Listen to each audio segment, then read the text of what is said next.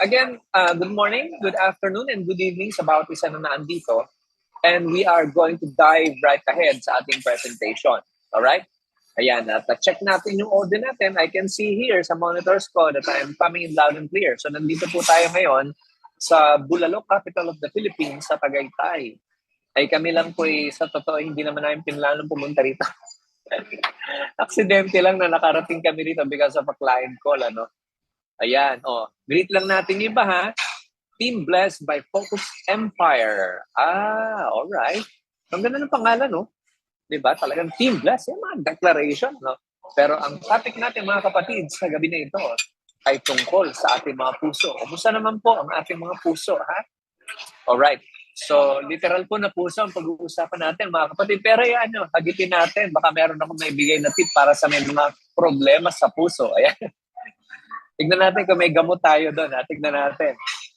Well, sa experience ko na lang siguro, no? Okay. Ayan. So, sabi rito ni Ninita, sige, bumati muna kayo. Guys, batiin niyo po yung mga coaches niyo. Alright, yung mga team niyo, pagmalaki niyo po sa akin. Okay, natutuwa ako pagka ganun. Sabi rito ni Ninita, ayan, good evening. Good morning, Coach James, at sa lahat po. Okay, so, good evening at good morning na rin sa'yo kung nasaan ka mang parte ng daigdig. Alright.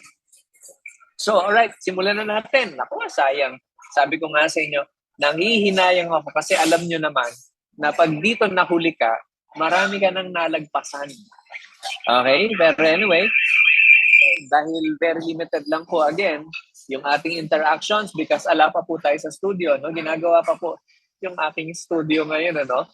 Pero eto, sasabihin ko na sa inyo, importante itong ating topic at ang topic natin, mga kapatid, ay walang iba kundi sa tungkol po sa health nyo, sa heart. Ayan. Pag-usapan po natin, usapang ano po ito, no? Puso. Ayan, heart-to-heart talk tayo ngayon, ano? Ayan. Ano nga ba ang pwede mong gawin para ma-certain mo, ma-assure mo na ang puso mo ay matibay. Okay, matibay, malakas. Dahil mga kapatid, before, ano sabi? Okay, iba po, nasa date po. Kaya nga po, I believe karamihan dito, no? Mukhang wala kayong kadate. Ako muna ang kadate nyo, ha? Ngayon ito, ang gusto kong ipaalala sa inyo, mga kapatid, pagdating po sa matters of the heart, ano, lalo na sa health-wise, ano, ay importante pong i-address natin, number one, ang puso natin. Kasi mga kapatid, kahit anong vital organ ang nagkaroon ng problema sa'yo, kahit anong vital organ, or kahit anong sakit meron ka, pero kapag yung puso mo matibay, mas malaki ang chance na nakakaligtas ka. Pero mga kapatid, kapag ang naging problema natin ay mismong puso natin, doon tayo may mabigat na problema. Kaya importante po yung ating topic ngayon. Alright, let's dive right in. Anyway, kung ito naman ay naka-record, okay, i-share nyo na lang po. Talagang simulan na po natin ito. Ayan, ang ating presentation ngayon. Ating topic, mga kapatid, ayan, ay tungkol sa ating mga puso. Alright, na-quote ko lang to. This is coming from the Bible. Alam nyo, maraming revelation sa puso. Ang dami. At hindi ko alam kung paano kung pagkakasyahin dito, no? Pero hayaan nyo, gusto ko kasi makafocus pa rin sa health, ano? Pero yung structure ng puso, mga kapatid, yun yung gusto ko sanang maintindihan nyo for tonight, ano? Now, pero may sinabi sa Bible. Ayan, above all else, guard your heart, for everything you do flows from it. Sabing ganun ng Bible. Proverbs chapter 4, verse 23. So marami daw issue anong gagaling pagdating sa heart. May kinalaman sa heart. In fact, ito. So this is, again, hindi ko po ma-share lahat. Sabi ko nga sila, talagang ako, ang dami niyo pong dapat matutunan. Kaya bumalik-balik kayo. Now, meron ako revelation sa inyo rito. Alam niyo ba, sa susunod natin i-discuss to, pero bigyan ko lang kayo ng trailer. Alam niyo ba na ang puso pala can think for itself? Di ba, ang ginagamit natin na pang-process ng logic, pang-process ng information is your brain. Tama ba ako? Pero alam niyo, meron pong study na ang puso pala is capable for thinking itself.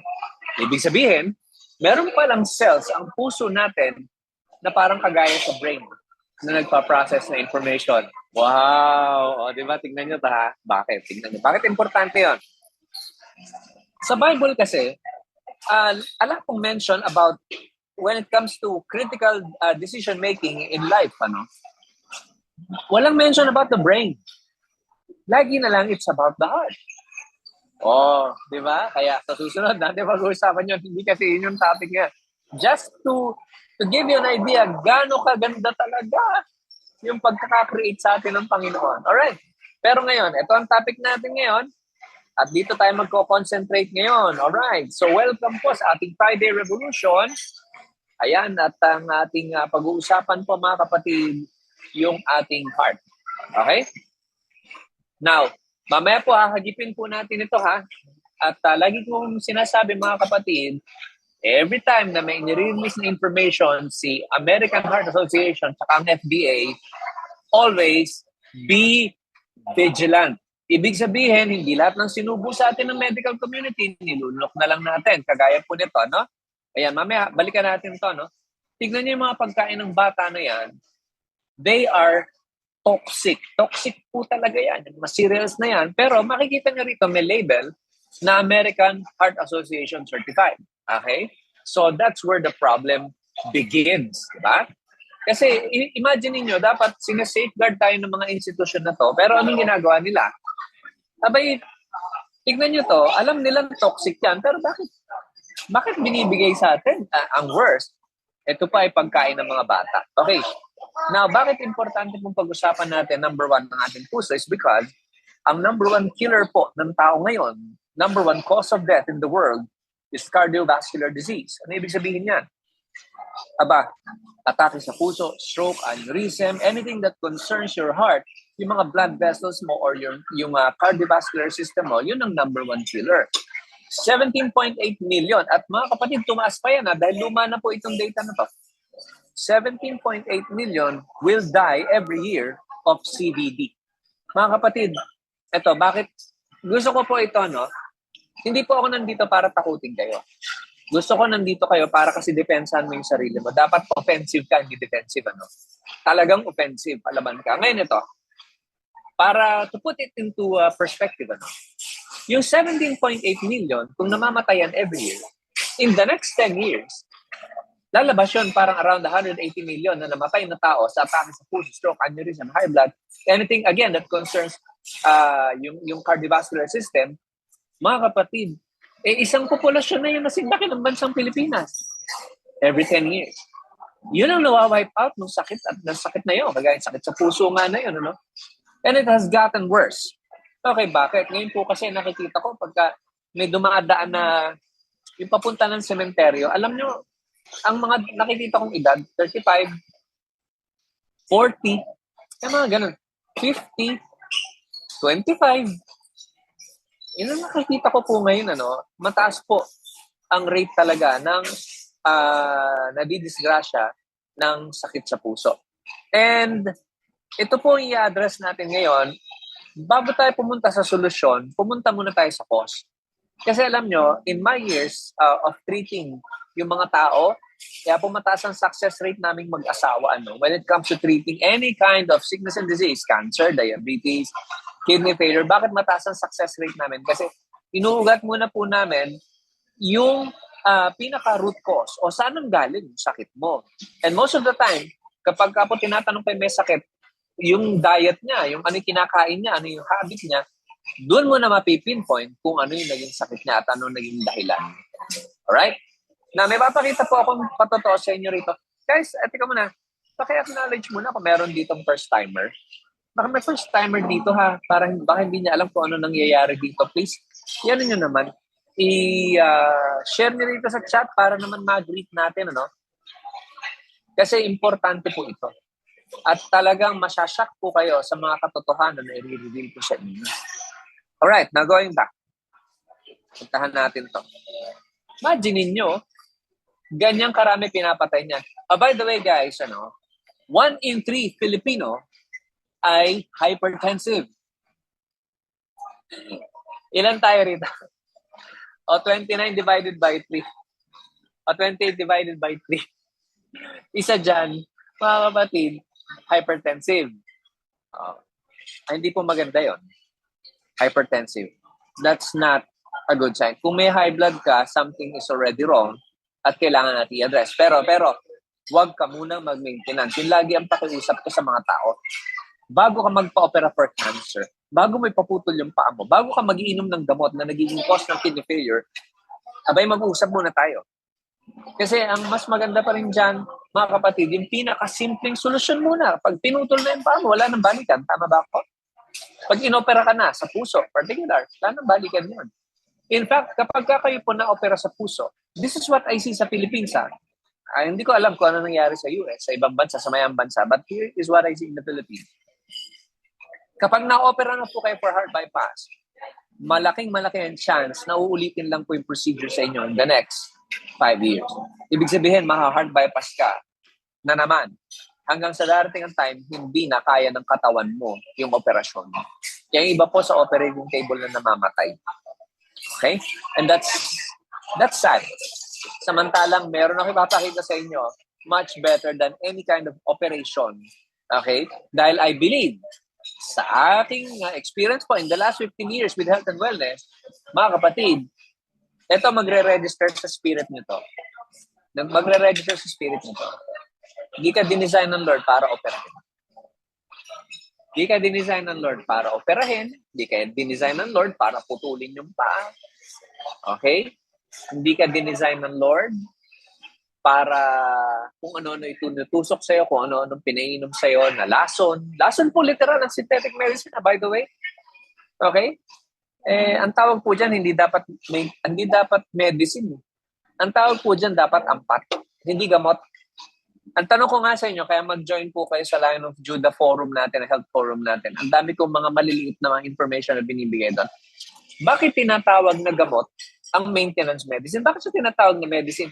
Kasi supposed to be, kapag ka ikaw ay gumamit ng medicine or gumamit ka ng gamot, di ba dapat gumagaling ka? Tama ba? Dapat gumagaling ka kasi gamot ang tawag eh. Gamot sa sakit, di ba? Pero bakit, ang tanong mga kapatid, kung talagang nakakagaling yung gamot na sinasabi nilang gamot, bakit bili ka pa rin ng bili? Nakikita niyo yung sinasabi ko rito? It doesn't make sense. Ibig sabihin yung gamot nila, hindi dapat tinatawag na gamot. Ang tawag dapat doon ay ampat. Ang dami na po namin tinanggalan ng maintenance. Yung mga nagme-maintenance pa dyan, please. Pero meron kayong responsibility na gagawin. And number 1 is diet. Now, going back, sige, tuloy natin to. Naku, ang dahil kong gusto sabihin. Kaya lang, kukunti lang po yung time natin lagi. At ayan nyo, pag nasa studio tayo, sawa tayo kasi nasa restaurant na naman po kami, no? Alright, ituloy natin yung discussion natin po next time. Ayan, yung hindi pa po mag-member po kayo. That's a private group. Kung gusto nyo pong naitanong kayo na nahihiya kayo na to go in public, dyan po tayo mag-communicate, okay? I-follow nyo po yan. And I tell you every day, nagpo-post po ako ng mga bagay na magliligtas sa atin sa sakit at karamdaman. Now, para po sa hindi pa nakita yung testimony na to, ito po yung papakita ko muna sa inyo ngayon, no? Ipe-play ko muna po sa inyo to para patunayan po sa inyo, mga minamahal, na lahat ng tao may pag-asa. Lahat ng tao pwedeng gumaling. Nabigyan ko lang po kayo ng brief summary kung ano itong testimony na to. Yan po ay pastor na inaalagaan namin. We've been actually caring for at least 1,000 pastors po sa 15 regions sa buong Pilipinas. At ito yung isa sa napakarami naming patotoo. At mga kapatid, tingnan nyo ha, gusto kong makita nyo to, 3 million na nagastos sa ospital. Ay, ganun kalapit ang ospital. At alam na natin yan. Tama? 3 million. Pagkatapos, 2 years na bedridden. Pero mga kapatid, after 2 years na inaalagaan sa ospital at gumastos ng 3 million, iyan ba tumayo naupo? Napaupo ba yan? Kahit konti. Hindi mga kapatid, bedridden siya. Dire-diretsong 2 years. Grabe. Pero mga kapatid, sa method na itinuro natin, okay, at sa paggamit natin ng high quality na supplements, ano nangyari? Abay, wala pa pong, may estimate, wala pa pong 3 weeks, mga kapatid, naglalakad na po yan. Naglalakad na. Okay? Now, ipe-play ko lang po ito, no? At by the way, hindi siya naglalakad syempre nung lakad talaga. Siyempre may walker, no? Pero ang maganda dyan, mga kapatid, na siya ngayon daw nakakapag-sapatos na mag-isa, nakakapag-chinelas na, nakakafilos na on his own. Samantalang 3 million ang nagastos sa ospital at pagkatapos, 'di ba? 2 years na bedridden. Ito ang sinasabi ko, mga minamahal. Buhay ba ang Diyos? Yun ang gusto kong sabihin sa inyo. At saka mga kapatid, ito pa ang gusto kong sabihin, hindi dapat mahal ang kagalingan at a-agree ka sa akin dyan. Okay? So, pa-play ko lang po ito, para lang to refresh your memories para po sa, sa mga hindi nakita ng testimony na to. At ipe-play ko po ito, at talagang ang Panginoon, mga kapatid, buhay talaga siya. So, play ko lang po ito.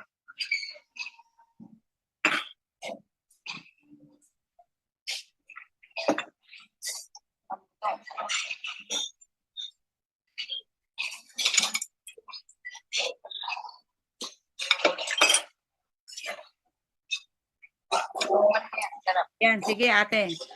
Ready na po kayong magpatotoo. Yung aking ang mister ay na heart attack. 8 po ang kanyang 8 ang kanyang bara sa artery. Dapat sa kanya ay bypass. So hindi po kakayanin kasi napakataas ng sugar niya. Tapos bumagsak po yung kanyang kidney. So mas marami daw pong komplikasyon. So ngayon po na-angioplasty siya. Yung pong 8 bara nga ay 5 stents ang inilagay. Ngayon po ay gumagastos sa araw-araw po ng kanyang synthetic medicine, 495 daily ang kanyang tinitake. Tapos po, yung nung magkaroon ako ng chance na bigay ng Panginoon na makontak kayo, ay unti-unti binawasan ko hanggang sa ngayon. Yung pong araw-araw niya na 5, yung sa umaga, 5 synthetic, 3 na lang po yung para sa heart, yung para sa brain. Kasi po ang na-damage sa kanya, yung heart nga niya, saka po yung kanyang brain. Yung pong sa left side, sa frontal, ay lumiit. At yun po, hindi siya makapagsalita ng gusto niyang sabihin. Hindi naman po siya bulol. Kaya lang, hindi niya masabi kung ano yung gusto niyang sabihin. So ngayon po, yung 5 kada umaga ay 3 na lang po. Sa tanghali ay 2, tinanggal ko po yung isa. Tapos sa gabi na 7 po ay 3 na lang din. Yun po. Dahil sa ginagamit kong product ng Live Good at saka nung Kayani. So tinitingnan man po yung hindi ko po sinabi sa doktor kasi na binawasan, pero tinitingnan ko po naman yung resulta sa kanya. So kung nakikita nyo po, nagpo-post po ako sa Facebook, nakakalakad siya. Tapos mas magaan po yung kanyang pakiramdam ngayon. Kasi dati po pagka nakahiga siya dito sa kanyang bed, ay itatayo ko siya. Babangon pala, tapos pag nakaupo siya, itatayo ko pa siya. So ngayon po ay nakakabangon siyang mag-isa, nakakatayo siya isa. So yung po, continuous lang po yung kaya sinisikap kong makabili ng kasi syempre kukulangin nga po yung kanyang vegetable, kaya kahit na po talagang mahal, naghahanap po talaga ako ng sponsor. Kompleto yung green, yung reds, at saka po yung yung Kayani, yung sunset. Opo. Malaki po, yung sunset. Malaki po talaga ang naitutulong. Opo. Kaya hindi ko pa po tinanggal kasi talagang grabe po yung sa kanyang heart eh. So, hindi ko po tinatanggal ay yung sa heart niya. Kalahati sa umaga, kalahati sa gabi. Saka yung pong sa brain niya, isa sa umaga, isa sa gabi. Sa gabi po yung prostate niya. Kaya sa gabi po 3 lang. Yung para sa brain niya, yung para sa heart niya, at saka po para sa prostate niya. Kung titingnan po talagang hanggang ngayon nga po napapaiyak ako tuwing maaalala ko yung kabutihan ng Panginoon. Sabi ko nga sa kung yung noon pa sana na kasi 2 beses po siyang stroke eh. Sana kung na-meet ko na kayo nung una kong stroke. Sana po hindi siya yung stroke niya at hindi na din po sana siya na heart attack, no? Oo, no? Di ba? Kaya Ano pa rin? salamat po, Mm. Panginoon. At nakagamit ako ng product ng Livefood. Kaya sabi ko nga po, kahit na talagang mahirap humanap ng pambili, sinisikap ko po na makabili. Yun Praise lang po.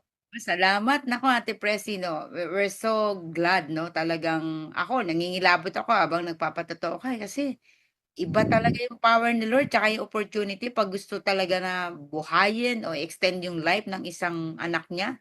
Gagawa at gagawa ng paraan ng Diyos, no?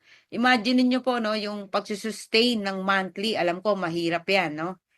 Sa kalagayan ni Kuya, no, ni Pastor. Pero God provided, no? Alam natin yan, gagamit at gagamit ng tao. Basta tayo, desidido, ilaban ng buhay at saka talagang nakita ko yung pagtiyatiyaga niyo po, no, na pag-aalaga sa asawa niyo po. Yung pag-exercise every morning. Naku, makikita ko si Pastor talagang parang isang araw na sasabihin ko sa prayer ko, tatakbo na 'tong si Kuya, eh. Oo, so tuloy-tuloy lang po natin. I believe, no, na makikita natin ang miracle ng Lord. And 'tong mga product na 'to talagang gagamitin niya. Mga tools naman 'yan, eh, na ginagamit ng Lord. Pero siyempre, ang great healer natin lagi yung taas, yung ating Panginoon, no? Salamat po sa inyong napakagandang patotoo, no? Mag-e-encourage po 'yan sa maraming tao. Mabibigyan natin muli ng pag-asa yung mga hopeless. No, alam nyo, pag inisa-isa po, dinetail natin yung istorya ni Pastor, sa totoo lang, di ba? Pagka, ano na, yung diagnose ni doktor, parang mawawalan ka na ng ano eh, di ba? Ng hope eh. Pero dahil sa improvement, di ba? Alam ko, nandun yung joy mo ngayon, Ate Presi, tama? Oo. Nung tanungin ko nga po yung doktor after ng kanyang angiogram eh. Kasi Oo. nakita ko po para bang, yung pinakita sa akin ng doktor yung kanyang puso, para bang anytime titigil na. Oh, grabe. Tapos sabi ko po sa doktor, tinanong ko, Dok, may pag-asa pa bang mabuhay ang aking mister? Kasi nga po, yung mga lumalabas sa operating room, so sa angiogram room, ay 3, 5, gano'n lang po. Eh sa kanya po ay 8 talaga. Siya lang po talaga ang may case na gano'n. Nang tanungin ko po yung doktor, Dok, may pag-asa pa bang mabuhay ang mister ko? Alam niyo po, hindi niya sinabi na sisikapin po namin. Alam niyo po kung ano ang sagot niya? Oo. May miracle naman ang Diyos eh. So doon lang po ako umiyak kasi nang sabihin niya na may miracle naman ang Diyos. So ibig sabihin, yung mister ko, Oo, grabe talaga. tama. Yung Oo. may miracle naman ang Diyos. Saka yung pong pangalawang doktor na nag-ano sa kanya doon sa Oriental Mindoro. Mm. Mister po na ano pa lang po yun na yung ano beto, yung ECG pa lang Mm. ay pagdating po ng cardio niya, alam niyo po kung anong sinabi sa akin, "Mami, alam mo ba, miracle lang na tumitibok pa ang puso ng mister mo." Hindi pa po siya na-angiogram nun, kaya po pala kako sinabi ng doktor yon na Mm. miracle lang na tumitibok ang puso ng mister mo dahil 8 ang bara. Tapos nung po may two side po ng yung artery na bara na yon na napakanipis, na ang sabi po nung doktor na nag-angiogram ay anytime ay mag-i-erupt.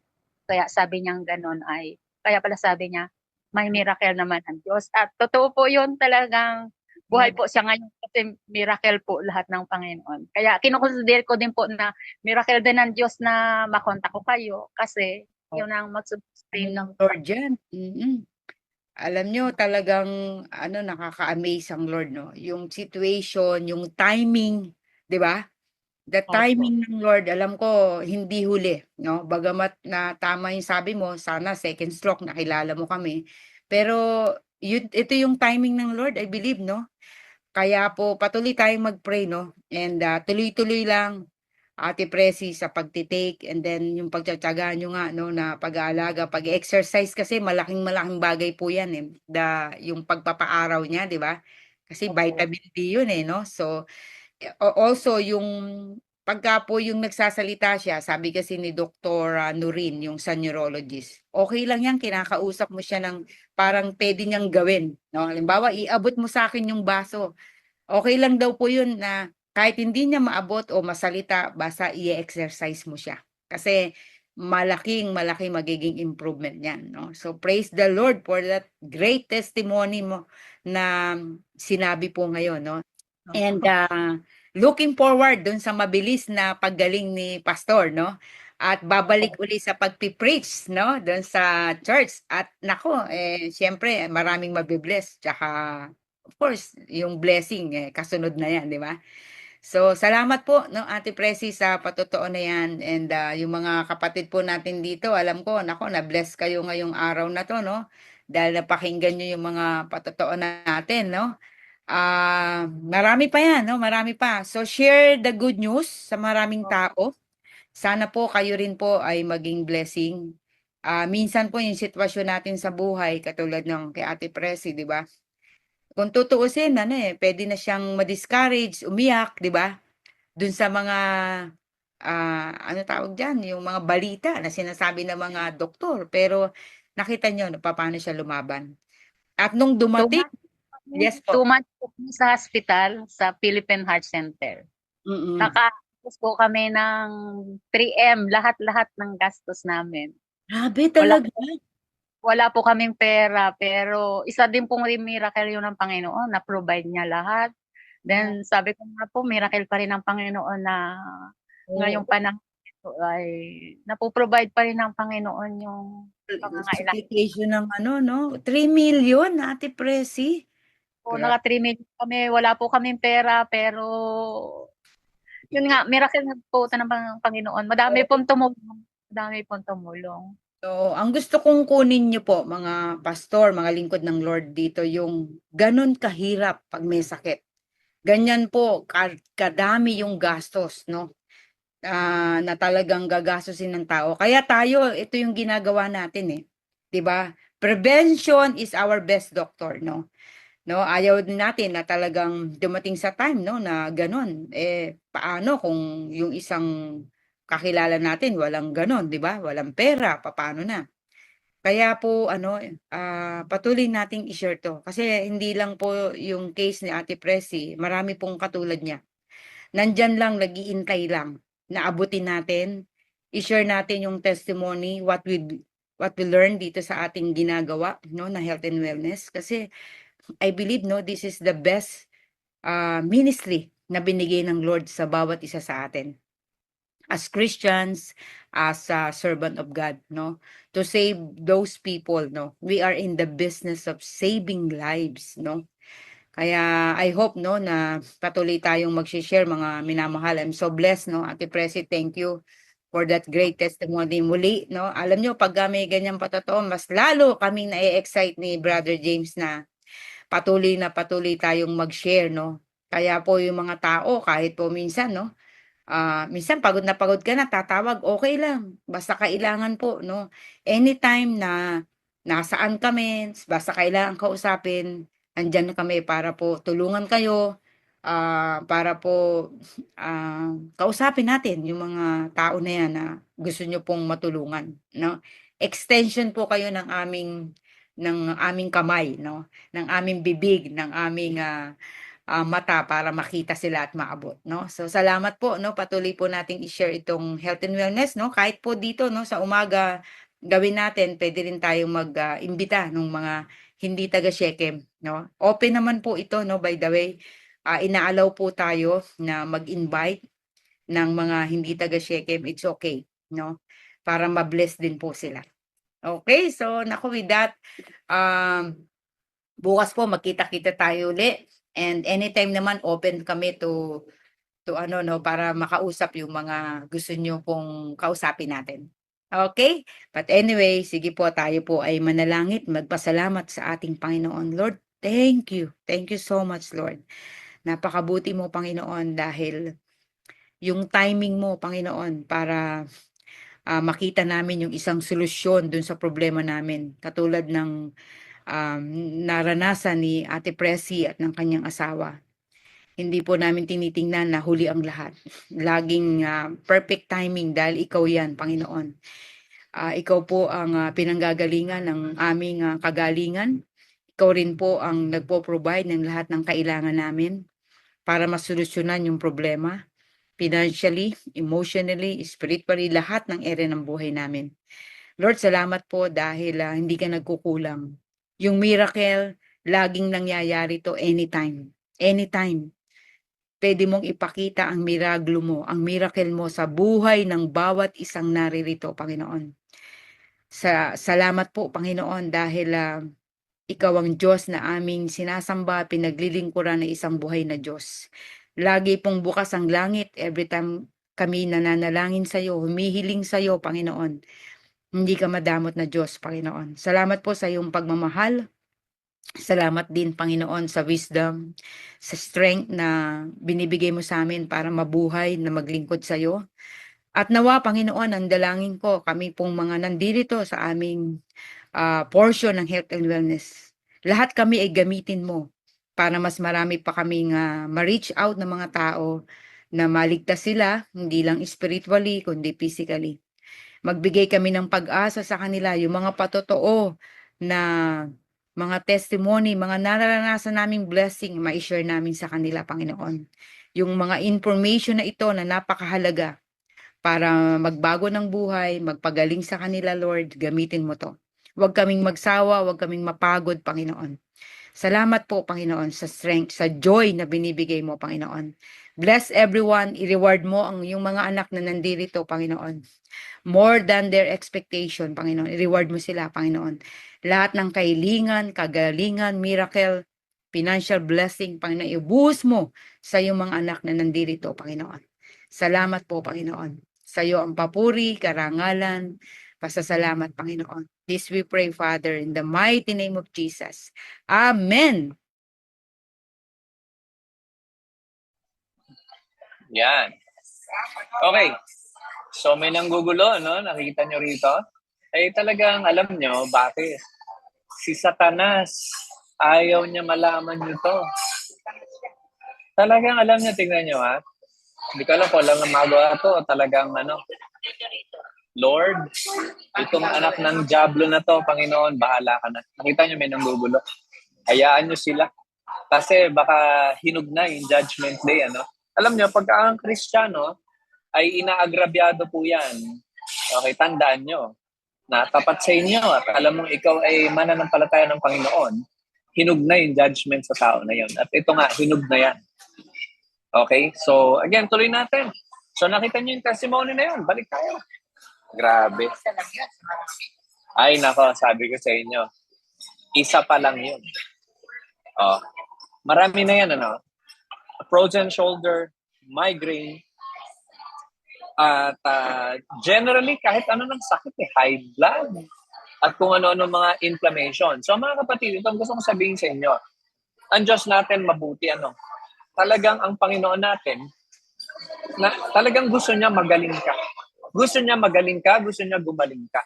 Kaya lang mga kapatid, let's face it, yung brainwashing na inabot natin from pharma industry, talagang masyadong malalim.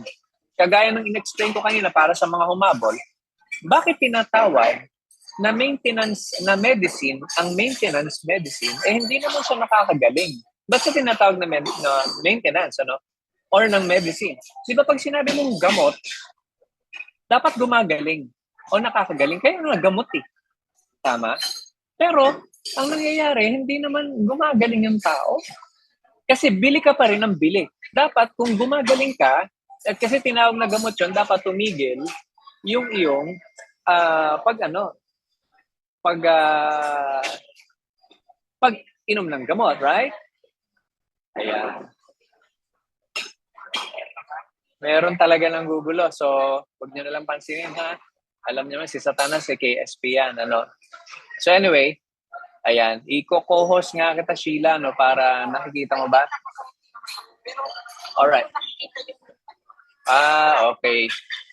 So anyway, at sabi ko nga sa inyo, mga kapatid, talagang si Satanas, talagang, ayan, alright. Alam nyo, sabi ko nga sa inyo, itong mga anak ng Diablo na to, talagang hindi titigil to, Pagka may pinag-uusapan ng maganda, malulungkot po kasi ang buhay ng mga ganun tao. No? Alright. Ayan, naka-remove na. Oo, naka-remove na. Ayan. So, punta ulit tayo rito sa ating pinag-uusapan. Ano? At huwag nyo lang pansinin muna mga kapatid, ha? At gusto niya talaga magulo tayo. Ito ang problema kapag pinort po natin, kinalat natin yung mga presentation. Siyempre, merong ayaw na malaman niyo yung katotohanan. Now, eto, tandaan nyo, pagka kayo nagkaroon ng sakit, mga kapatid, kagaya ng diabetes, ng cancer, or ng mga rheumatism. Okay. So, ayan. Sino ba ang pwede kong gawing focus dito saglit, ha? Ayan. Ayan. So, saglit lang ha, mga kapatid. Anihin natin to, ha? Kumpletuhin natin to. Remove. Ayan. Ayan. So, saglit lang, ha? Grabe, no? Talagang alam nyo, meron kasi tayong magandang ginagawa. At alam nyo, maraming kalaban ng health and wellness, mga kapatid. Ayan. So, i-co-host ko lang po si Coach Santi rito, ano? Ayan. So, Sheila, sana si Santi, no? Pasaglit lang po, ha? Ayusin lang natin, ha? Ayusin lang natin.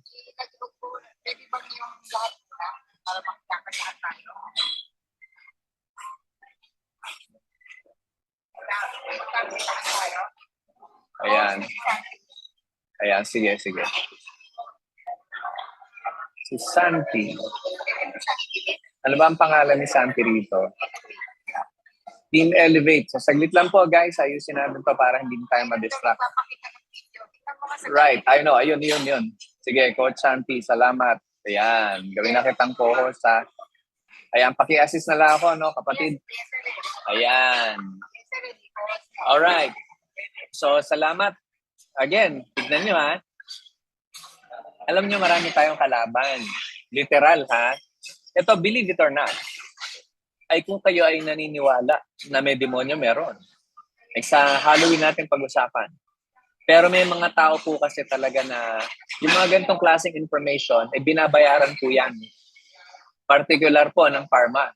Alam niyo po ba yon?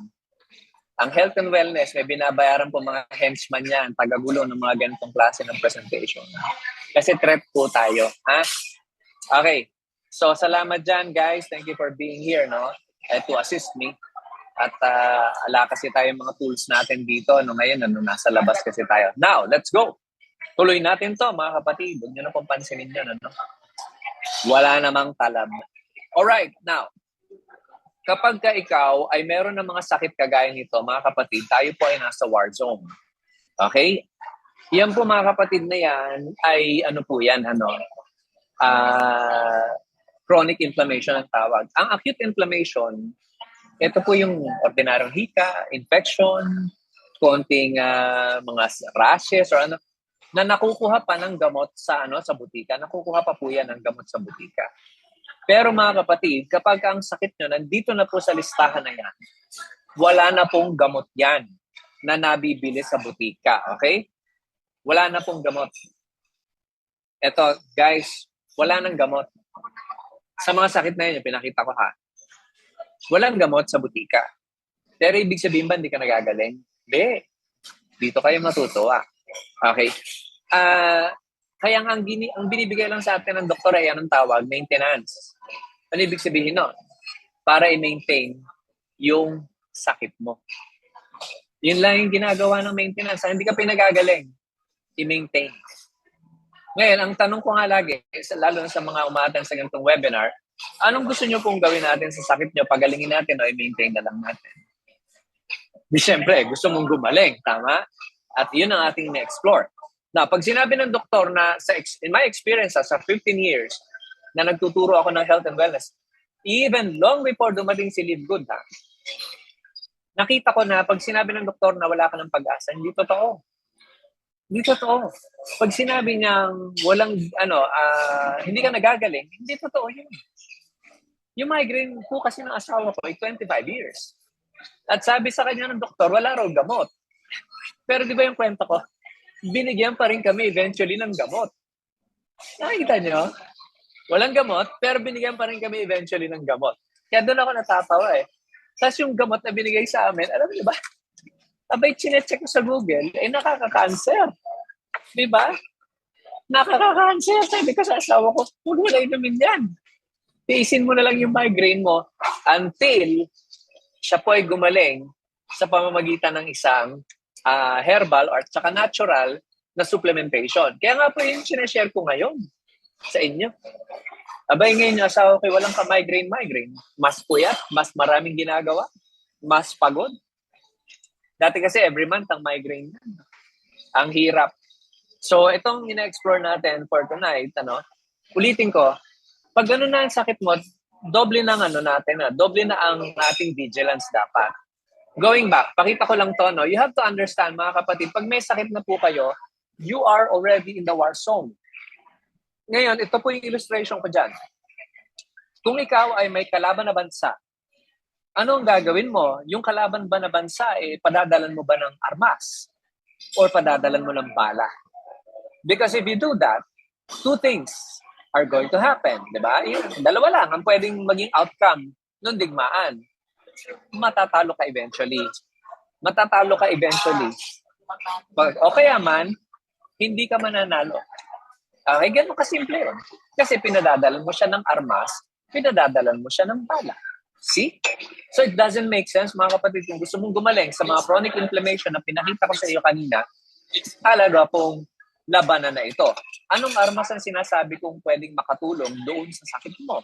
Number 1, yung kinakain natin. Ngayon, ito dahil ang pinag-uusapan natin ay heart, i-explore po natin, ito mga kapatid, explore natin ito. Ayan. Tanong, alin po ang mas healthy sa dalawa? Ayan. Alin po ang mas healthy sa dalawa sa tingin nyo? Okay? Alin po mas healthy sa dalawa? Sige nga, tingnan ko kung sino makakasagot ng tama dyan. Alin sa dalawa ang mas healthy? Okay, margarine or butter? Sige, tingnan ko nga dyan sa chat. Tingnan ko yung sino yung makakasagot nito. Okay? Sino sa inyo ang makakasagot kung alin ang healthy? Butter o margarine? Okay? Ayan. Buti na lang, nakamap ko, no? Sige, tingnan natin. Sino po ang sasagot? Ano ang healthy dyan sa dalawa? Butter or margarine? Ayan. Dairy cream or Anchor? Para mas specific, Ayan, para mas specific. Okay, butter na Anchor, sabi ni Risilagan. Alright. Sige. Tignan natin mga sagot nyo rito, Okay. Ayan, butter. Sabi po ni K42, sabi ni Ray Fernandez, wala. Ayan, sabi rito ni K42, butter. Okay? Sabi rito ni Sir Genie, butter din. Sabi dito sino ba to? Ayan, butter din. Okay? Sabi ni Riz, butter din. Butter po. Ayan, wala. Sabi ni Nilda, wala daw. Butter is margarine. Okay. Ayan, butter. Wala po. Butter. Butter na Anchor. Both po not healthy. Sabi dito. Ayan, ako, may matututunan kayo ngayon dito. Alright. So, ang sagot po dyan, mga kapatid, I can see na marami sa inyo hindi pa aware dito, ha? Hindi pa aware. Ang healthy po sa dalawa, butter. Okay? Anchor, butter. Okay, ngayon ganito. Pag bibili kayo ng butter, make sure nakalagay lang doon, butter, or pinrocess lang using dairy or cow's milk. Yun po yung healthy. Okay. Ngayon ito, kasi ito po yung problemang itinuro ng American Heart Association sa atin. Dito po. Hayaan nyo, ikakalkalin natin yung mga research na yon. I think it was around 50 years ago nung dineclare nila na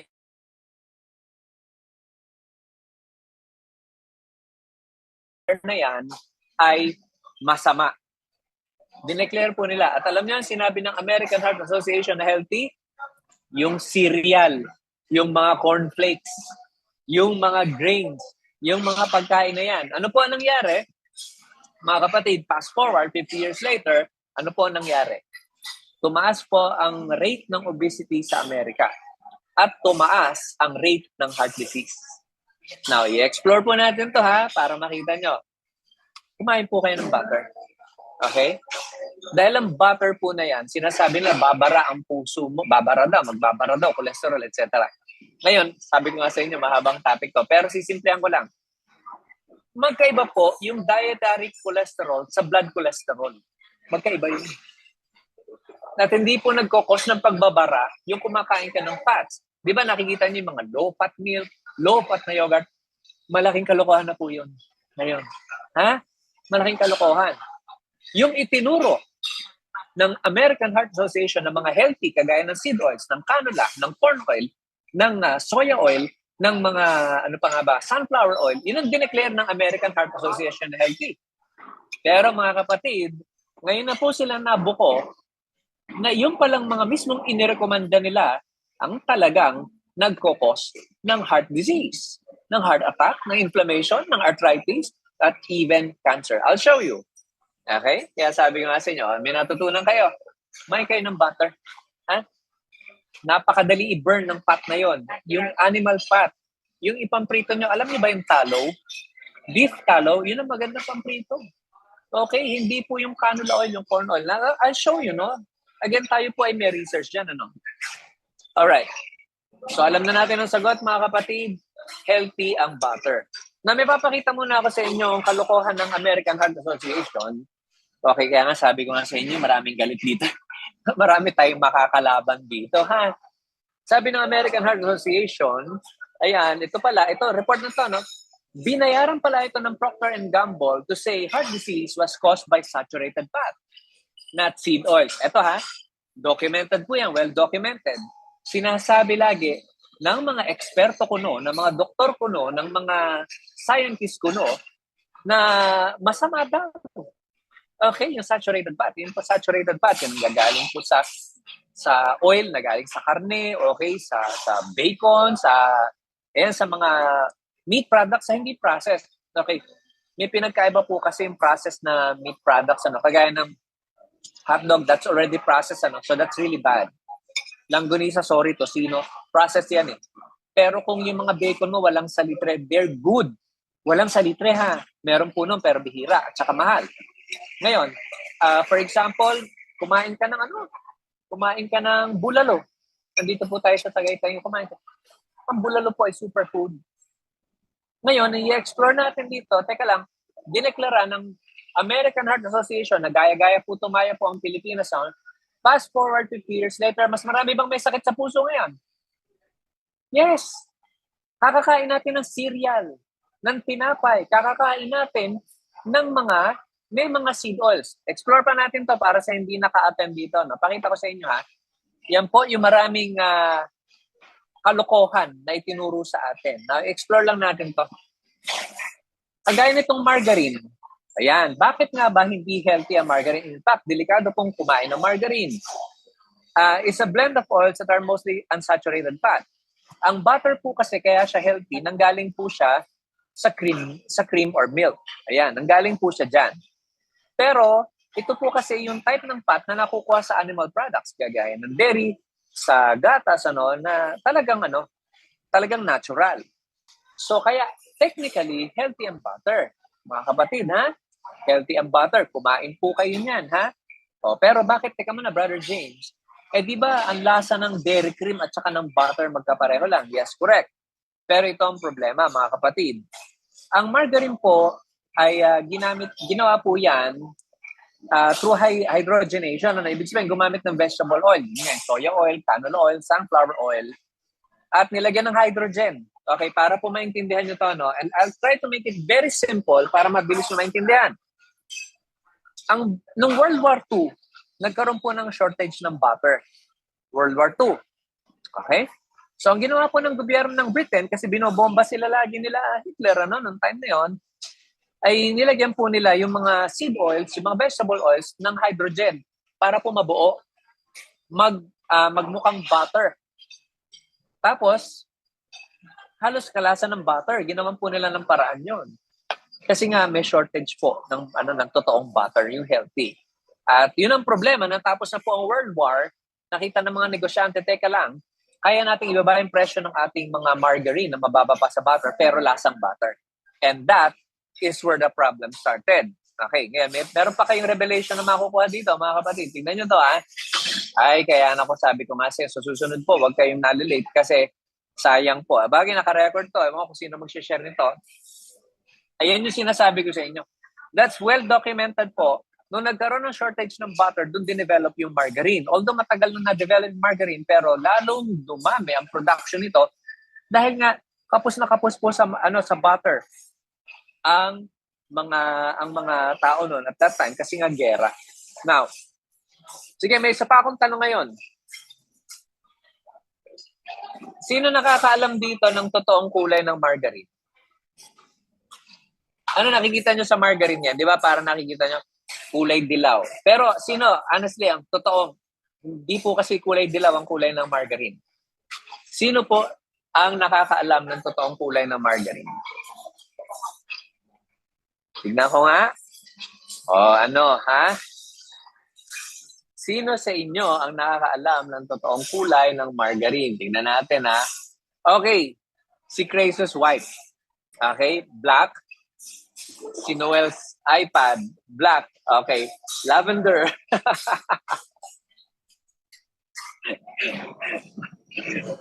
Okay, buti. Sige, sagutin ko na, mga kapatid. Tama po yung sagot na white. Tama po yon. Tama si Luz Biminda, tama si Ninita, tama po si Crazus white. Pero ang pinaka-popular na color po ng margarine, alam nyo kung anong kulay? Kulay gray. Kulay gray ang margarine dahil chemical-based po yun. Papakita ko sa inyo, ha. Ito po yung totoong kulay. Sabi ko nga sa inyo, yan. In fact, light gray. Yan po yung kulay ng totoong margarine. Ngayon, dito kayo matatawa at tayo ay, sabi ko nga sa inyo, itong mga kumpanya na to na talagang, hindi ko alam kung may mga kaluluwa ba to, may konsensya ba itong mga tao na to. Pakita ko lang sa inyo to. Alam nyo ba, nagkaroon ng demandahan yung mga manufacturing or mga company na gumagawa ng butter at saka gumagawa ng margarine. Kasi alam nyo, ginawa ng margarine para magkulay butter, para maging siya, malito ang tao. Okay? Alam mo yung madaya tayo, kinulayan nila ng dilaw yung margarine. At kinasuhan po sila ng manufacturing ng butter. Yung mga manufacturer ng butter, kinasuhan yung gumagawa ng margarine. Kasi ang kulay talaga niya gray. Kaya lang, mga kapatid, kasi pagka nga naman kulay gray, hindi bibilin yung margarine mo, tama? So, nagkaroon po ng demandahan. Aware na kayo, ha? So, mga kapatid, alam nyo na. At yun po ang reason bakit maraming may sakit sa puso ngayon. Dahil itinuro ng American Heart Association, masama yung natural fat na nanggagaling sa karne. Nanggagaling po sa beef, nanggagaling sa pork, nanggagaling sa chicken, o saan. Basta animal source po, no? At anong pinromote nila? Ang healthy daw, mga kapatid, mga seed oils. Ayan, yung mga sunflower oil, canola oil, soya oil, yung mga oil na yan daw yung healthy. At ang pinakadapat daw natin kinakain, puro carbohydrates. Ano nangyari? 50 years forward, ano nangyari? Mas mataas ang rate ng atake sa puso. Yung mga nirarayuma. Okay, yung mga may cancer dahil po sa carbohydrates at saka sa seed oils. Na-explore pa natin to, no? Alam ko na-encounter nyo na to pero gusto ko matatak po sa mind nyo to. Okay, so isang example po ng hydrogenated oils, ayan po ay nasa 3-in-1 coffee. Marami na pong pinagamitan ng hydrogenated oils, hindi na lang sa butter. Hindi na lang sa margarine, no? Ayan, no, hydrogenated oils. Ano ba yung hydrogenated oils? Nasa 3-in-1 coffee nyo yan. Nasa Skyflix. Nasa Star Margarine. Ayan, hydrogenated palm oil. Ayan po yung ginagamit nila, mga kapatid. Yung mga seed oils na yan. Dairy cream. Ayan. Soybean oil. Uy, coconut oil, parang healthy, di ba? Kaso may soybean oil. Explore po natin kung ano-ano po yung oil na yan. Hydrogenated vegetable oil. Nasa Coffee Mate. Okay. Ang ginagamit po rito para ma-extract yung oil sa soya o sa soya seeds, sa soya, sa sunflower seeds, sa cotton seed oil, para maging yung cotton seed, para makuha nila yung oil, they have to use a chemical called hexane. So, doon pala nakukuha yan, yung corn oil, kaya pala napoproduce yan, soya oil, sunflower oil, canola oil, at marami pang ibang oil. Ang ginagamit dyan, hexane. Mga kapatid, ano ang hexane? Ang hexane ay chemical. Chemical yan, additive yan, na ginagamit saan? Mga kapatid, ayan ginagamit po yan sa industriya. Okay? Na kagaya nito, mga manufacturing plant, mga ginagamit po yan sa makina. Alright? Ayan. So, ang hexane po is an colorless liquid, walang amoy. Sabi, at matagal masunog. Kaya nga po ginagamit nila yan sa pangprito ng French fries. Kasi yung po mga oil na yan is specifically made for machines. Makina. Kasi bakit? Imagine mo yung kotse mo, abay pagka pinaandar mo, yun lang is umuusok. Ang pangit ng kotse mo, ang pangit ng sasakyan mo, kung mausok. So nag-develop sila ng oil na hindi mabilis masunog. And again, with the use of hexane, na-extract nila yung mga oil sa binanggit ko ng mga seeds na kagaya nga ng sunflower, canola, cotton seed. Doon nila kinuha yan. Ano ngayon na nangyari? Yan ang pinampiprito ngayon, karamihan ng ating mga kinakain sa fast food. Alright? So by the way, ang hexane po, mga kapatid, ay literal, ito po ay produktong petrolyo. Literal po, kung kumakain kayo sa fast food, mga minamahal, kumakain kayo sa fast food. Kumakain kayo ng pagkain na may produktong petrolyo. Marami po bang may sakit sa puso ngayon? Marami po bang may cancer ngayon? Yun ang problema. At ang nag-promote po ng mga oil na yan ay walang iba kundi yung American Heart Association. Ngayon, di minapulot kayo sa butter. Hindi nyo kasi alam. Dito ako nagtataka. Ngayon po, marami ng pag-aaral po na talaga masama sa katawan yung mga margarine na yan, yung mga oil na yan. Ano ginagawa ng FDA? Yun ang sinasabi ko lagi. Diba? Hindi nyo po kaibigan ng FDA. Bakit? Ang nagbuo ng FDA at ng American Heart Association ay mga doktor din. Mga scientists na karamihan, atheist. Hindi naniniwalang may Diyos. Yun yung mga nagbuo ng mga, mga organization na yan. Yung mga association na yan. Ha? Kasi mga kapatid, tingnan. Ito pa by the way, gusto ko malaman nyo to. Ang FDA, kagaya ng American Heart Association, mga kapatid, ay mga never heard na mga association long time ago. 100 years ago. Never heard. Walang pondo, walang pera. Yan po mga organization yan, mga association na yan. Pero alam niyo ba? Right now, dahil sa dami ng may sakit sa puso ngayon, they are worth hundreds of millions of dollars. Palagay niyo, titigil nila yung pagtuturo, okay, ng mga maling pagkainan. Wala silang interest gumaling kayo. Tayo. Wala silang interest. Sorry. Yan po reality natin. Kasi, or else, kung may malasakit sila, bakit hindi niyo i-ban yung mga itong pinapakita ko sa inyo? Bakit hanggang ngayon nasa merkado? Okay? Ayan. Yung kinakain natin. Question ulit. Alin ang mas delikado? Sugar o hydrogenated oil? Sige, tignan ko nga dyan sa chat. Alin ang mas delikado? Taba ng baboy, Renato, kumain ka niyan. Walang problema yan, ha? Prituhin mo lang sa tamang mantika, hindi yung corn oil. Okay, ito yung oil na i-recommend ko. Okay, Minola. Coconut oil yun eh. Minola. Kung medyo kaya ng budget, gamitin mo, okay, olive oil. Pero wag mo yung pandi-deep fry, ha? Prito lang. Magprito ka ng itlog sa butter. Grabe, ang sarap. Okay, ha? Sige, so ang tanong ko kanina, alin ang mas delikado, sugar o hydrogenated oils? Ayan, yung mga ginagamit ni Derek Lim. Okay, sabi rito, ayan, si Sir Renato, sugar, mas delikado. Hydrogenated oil, sabi ni Noel, si Nida, hydrogenated oil. Okay, si Ate Fausta, ayan, hydrogenated oil. Sugar. Okay, so mga kapatid, ang tamang answer dyan ay Hydrogenated oils. Kasi alam nyo yung sakit na fatty liver. Oh, by the way, okay, masama rin yung sugar.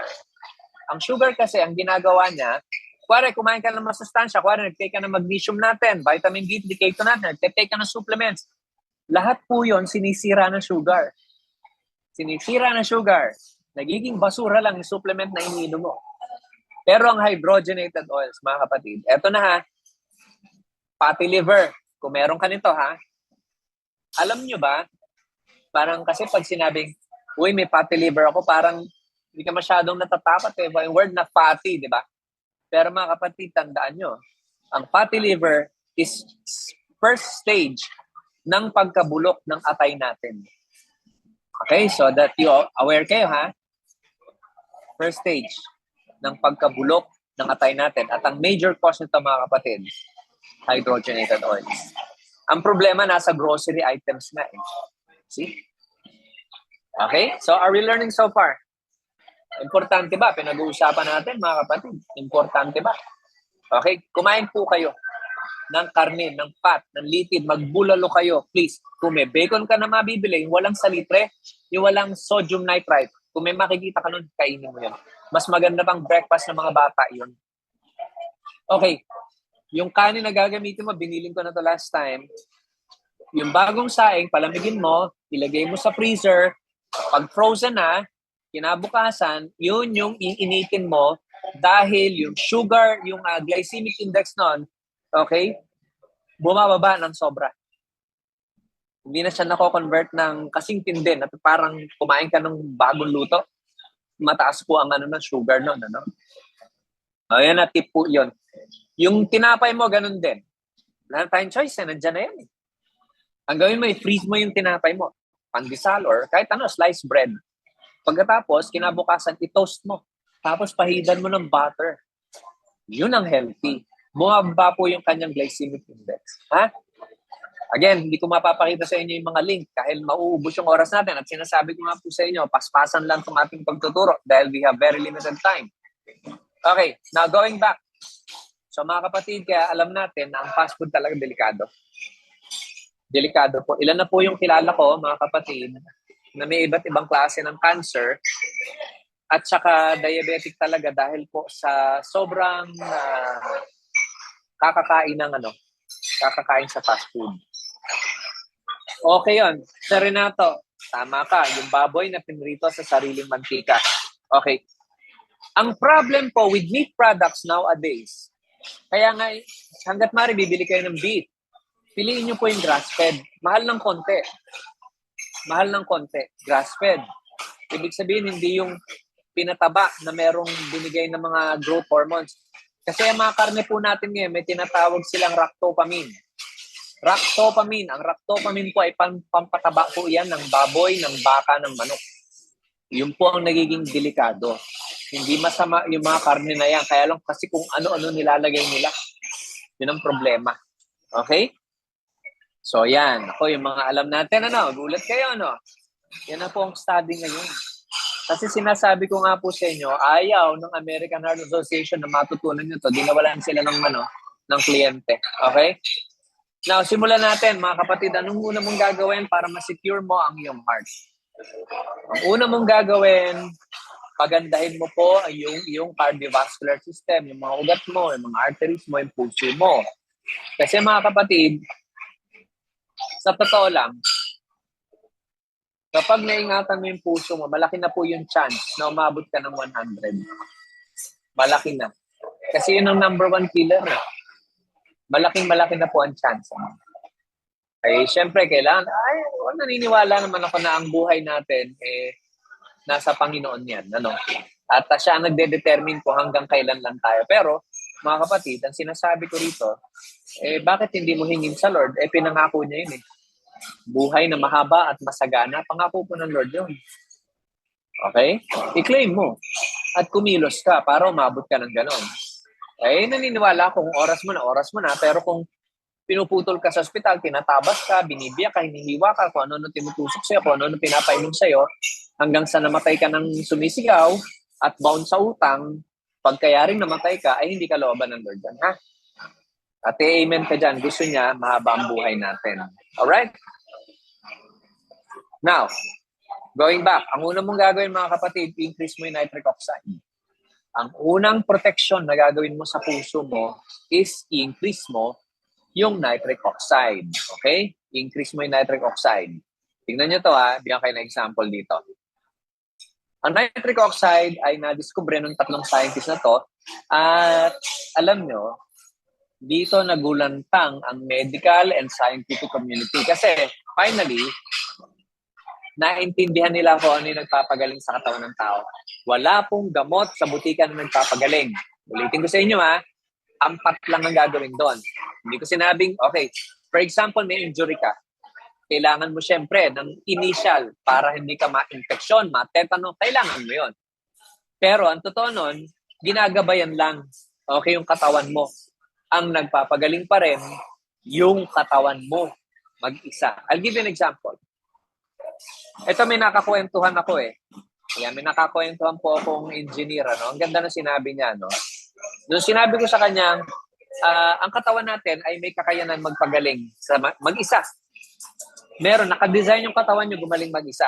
Sabi nga niya, tama daw ako. Kasi nga no, pag nabali ang buto nyo, mga kapatid, kailangan mo ba ng gamot para ma-repair yun? Di ba hindi? Naghihilom mag-isa ang buto mo. Pagka napagdugtong lang, kaya nabalian ka, napagdugtong lang, napagdikit ng maayos, nilagyan ka ng cast, nung araw nga, wala namang nilalagyan ng bakal. Tama ba? Naghihilom siya mag-isa. Nahiwa ka, may sugat ka, kahit hindi mo gamutin yan, gumagaling kang mag-isa. Tama? Gumagaling kang mag-isa. So mga kapatid, walang gamot, yung katawan mo, kayang magpagaling mag-isa. Ang way, para gumaling yan, i-increase mo yung nitric oxide mo. Kaya pala binigyan yung 3 scientists ng Nobel Prize kasi na-figure out nila kung ano yung totoong nagpapagaling sa katawan ng tao. Alright? Ngayon, ang argument nyo rito, Brother James, ang ganda na information, ano? Pero kung totoo na yung nagpapagaling sa atin, nasa loob lang ng katawan ko, bakit ako may sakit ngayon? Ang reasoning pala doon, mga kapatid, pag pumalo ka ng 30 years old, ubos na pala yung nitric oxide mo. Ubos na pala siya. Yun ang malaking problema. Ala na, ubos na talaga. So, ang kailangan natin, i-increase natin nitric oxide. Paano? So, dyan na papasok ang supplementation. Ang unang-unang i-recommend ko po sa inyo mga kapatid para mag-increase ang nitric oxide nyo, okay, ay kumain ka ng super berries. Greens, herbs, yan. Gulay, prutas, herbs, berries. Yan ang mag-increase ng nitric oxide sa katawan mo. Alright? Ngayon, ikukumpara natin mga kapatid yung paraan ng gamutan sa hospital versus dito sa natural. Tingnan niyo po ito. Ito po ay study, mga actual photo images po yan na kinuha during a research. Kitang-kita niyo po dito, itong kaliwa na puso to, mga ugat sa puso ito, no? Ang hina ng daloy ng dugo. Pero mga kapatid, nung nag-increase yung kanyang nitric oxide level sa pamamagitan po ng pag-take ng super berries, particular po super berries to ha, nakita niyo nagbukasan kaagad, gumanda kaagad yung blood circulation. Most of the time, in 5 minutes, gumagana po yan. Okay? Pero ang maganda dyan, ito lang pala, maililigtas na tayo sa heart attack. Sa kung ano mang pwedeng sakit sa puso or aneurysm or stroke. Kaya tayong iligtas pala niya pag maganda yung blood circulation natin nung nag-increase yung nitric oxide. And here's another example. Dito po sa kaliwa, makikita nyo rito, mga kapatid, may bara yung kanyang puso. So normally, high blood na yan. Pero anong gagawin ng doktor? Bibigyan ka ng losartan. Ngayon, tuntua ka naman kasi nung bumukas ang ugat mo, nakaginawa ka kaagad, right? Ang laki ng gininhawa mo. Ngayon, ang hindi mo alam, yung pagbabara, nandun pa rin. Okay? Dahil hindi po kayang alisin ni losartan o kahit anong synthetic na vasodilator, yung pagbabara na yon, ang kaya lang nilang gawin, ibukas yung ugat mo. That's it.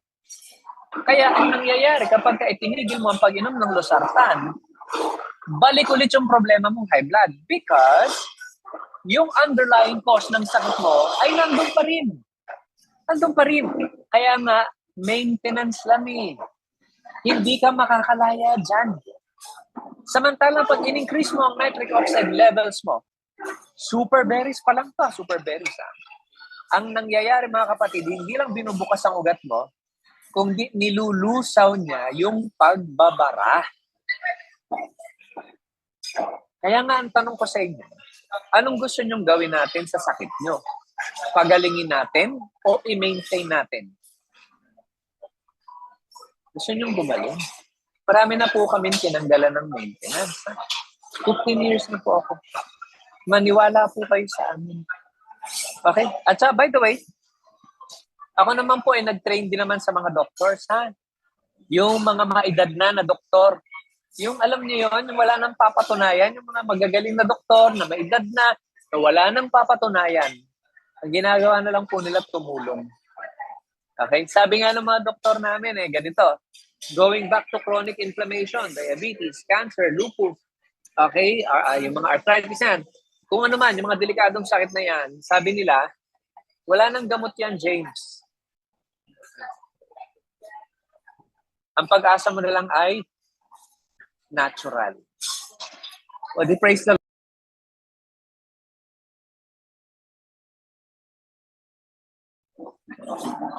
O di ba? Napakabuti ng Panginoon. Alright. I'm almost done. Mabilis lang po ito, no? So, going back, kaya kailangan po natin, alam nyo, aarmasan natin mga sarili natin ng information. Alright? Now, ayan, pakita ko lang po ito, no? Para daw, mga kapatid, bumaba ang buhay natin, okay, at malayo-malayo tayo sa sakit sa puso at saka sa cancer, kailangan yung kumain ng 9 na mangkok ng gulay, ng prutas, ng berries, ng herbs. Sino po makakagawa sa atin nun? Meron po ba makakagawa sa atin nun? Wala. Pero mga kapatid, tingnan nyo to. Buti na lang, may mga company na kagaya ni Livegood na gumagawa ng ganito. Buti na lang. Ayan, no? Yan ang mag-i-increase ng nitric oxide nyo. Pero ang bilis-bilis inumin. Hindi ka na nag-iisip kung ano yung bibilin mo, right? Tingnan nyo yung mga mga ingredients, Organic Super Reds, alfalfa, barley grass. Iba-ibang company nga yan. Diba? Beetroot, pomegranate, grapeseed, vegan, and gluten-free po ito. Ayan. Yan ang way para mag-increase ang nitric oxide mo. And another way is this. Super green. Grabe po, napakaganda ng inyong blood circulation pag meron kayo nito. At ito pong mga products na yan are known to be antiviral. Okay? Marami po kami binibigyan ng mga ganitong klase ng ingredients, mga kapatid, nilalagnat. May trangkaso, may mga kung ano-ano sakit. Pag meron ka niyan, mga kapatid, mas mabilis mag-self-heal ang katawan mo. Alright? Ganito. Yung mga supplements din naman, sa totoo, hindi pa rin yan ang nagpapagaling sa'yo. Pero kasi ang ginagamit, remember, anong papagaling sa atin yung nitric oxide, right? Ang talagang, kumbaga, fuel or yung magpo-push para gumaling ka or dumami yung nitric oxide mo, ang paraan lang nun ay super berries at saka herbs. And eto, believe it or not, pati meat products, yung healthy na meat products, mag-trigger ng nitric oxide. Exercise. Magbibigay sa'yo ng nitric oxide. Alright? Mag-i-increase, magdadagdag ng production ng nitric oxide. Now, pero ito yung isa. Okay? Magnesium. So mga kapatid, ang magnesium po ay tinatawag na battery of the heart. Yan po yung ibang mga scientists na matino, na mabait, sinasabi po nila, yan po ay battery daw ng puso. So, ang magnesium is also known to increase nitric oxide. At hindi lang yon. Ang ginagawa pala ng magnesium, mga kapatid, pinapatibay yung arteries mo. Yung puso mo, yung mga ugat mo. Yun ang action ng magnesium. Ngayon, ang problema ito. Parang tansya ko lang to, no? Nakalimutan ko na yung actual na data rito. No? Parang kailangan mo kumain ng 2 kilo ng karning baka para makuha mo yung tamang amount na magnesium. Mahirap. Mahirap. So mag-supplement ka na lang. O ngayon, ipapakita ko rin sa inyo. Hindi lahat ng magnesium pareho, ha?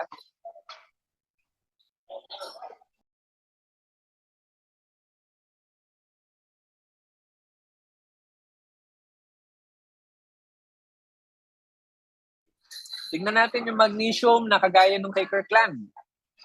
Grabe. Huwag kayo basta bumibili ha ng hindi high quality. Okay. Magnesium citrate. Mababang klase po ng magnesium yan ha. Pero popular po yan kasi popular yung pangalan ng company. So tignan nyo yung isa sa mga ingredient niya, no? Pyridoxine hydrochloride. Grabe. Eh, yan palang chemical na eh. Tignan nyo to. Ang pyridoxine hydrochloride, okay? Ito po siya. Synthetic na vitamin B6 po yan. Ito'y galing po sa petroleum ester. Oh God. Ano na naman to? Produkto. Meron na naman produktong petrolyo pala to. Hydrochloric acid and worse, formaldehyde. It isn't readily absorbed or converted and has been shown to actually inhibit the action of natural B6 in the body. Mga kapatid, hindi ko na kailangan i-specify pa yung mga side effect na yun. Ha? Nagtitake ka na isang supplement na mayroong formaldehyde, petroleum-based. Kaya, alam nyo, maganda sa Live Good, high quality talaga siya. Kaya nga nakita nyo, yung hindi nakaabot sa patotory ito kanina na pinakita ko, 3 million na gastos sa ospital, 2 years na bedridden, may nagawa ba yung ospital? Wala. Samantalang wala pang 2 weeks, ay naglalakad na po yung tao, si Pastor Isaiah. Naka-walker, pero sa ospital hindi siya napabangon, napaupo eh. Oh. Ano po ginamit ng mga kapatid? Combination ng pinakita ko sa inyo, super red, super green. Pero ang critical po doon, magnesium tsaka vitamin D3 po. Okay? Now, tuloy natin. Grabe, no? Tatandaan nyo mga kapatid, malaki po ang role ng magnesium. Start natin. Hindi na po pwedeng wala kayong magnesium, alright?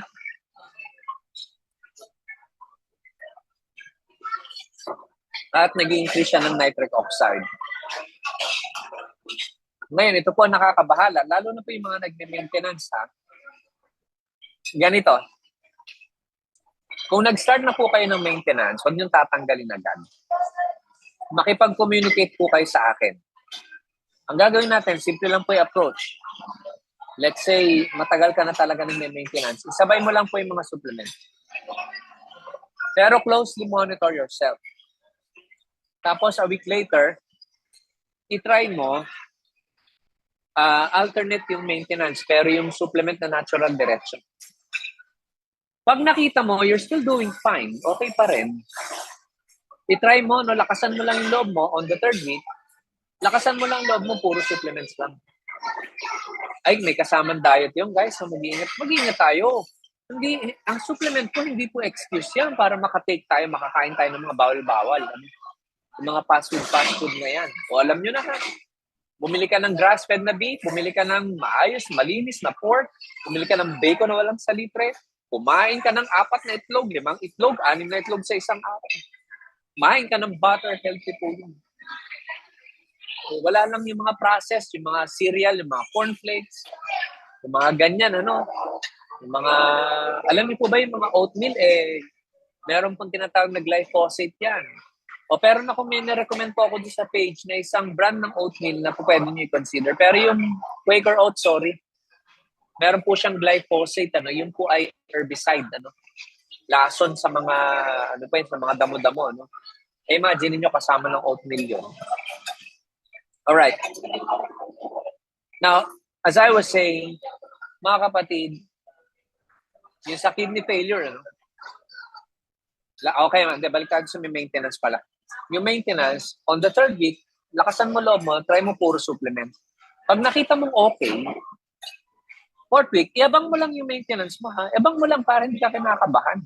Andiyan lang. Nakita mo ba, nag-alanganin ka, di-take mo. Pero, ang goal kasi natin dito, mapatunayan mo sa sarili mo with a very strict diet at saka kasama yung supplements na pwede kang gumaling. Dahil sa experience ko po, ganun ang pinagagawa ko sa mga tao and guess what? A month later, sinasabi ko na magpa-laboratory kayo. At ang ganda po ng result ng SGPT ng mga tao. Ang binibiling ko sa kanila, pag maganda na result ng SGPT mo, punta ka sa doktor mo.